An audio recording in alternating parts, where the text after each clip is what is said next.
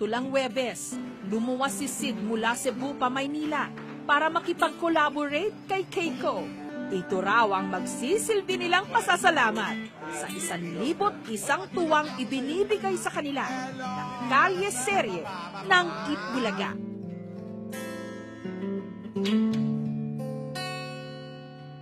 Kailanman ay di inakalaang lungkot sa mga mata'y magiging tuwa dahil sa isang matipunong binatang bumihag ng aking puso.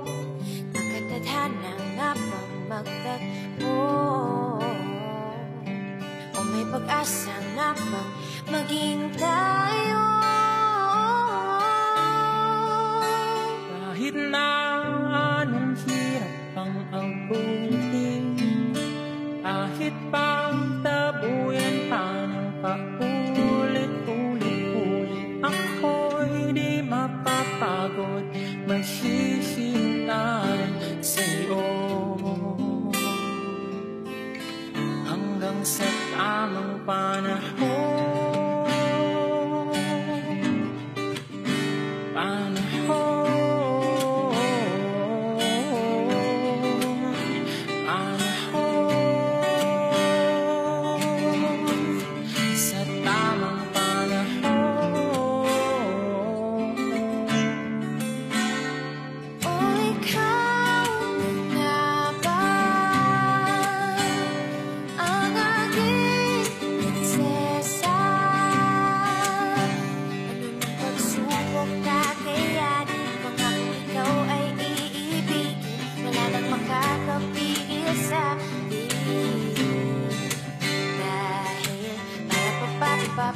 I'll love you, ba-da-ba-ba-ba-ba. I'll love you, ba-da-ba-ba-ba-ba. I'll love you.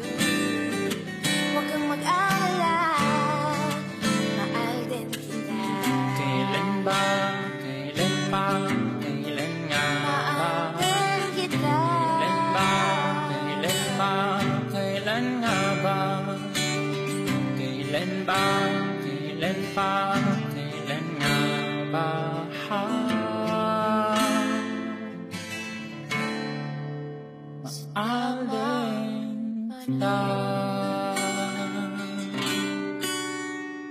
Nakakilig.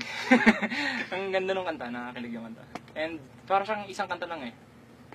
Tsaka magaling siya, sobrang galing niya.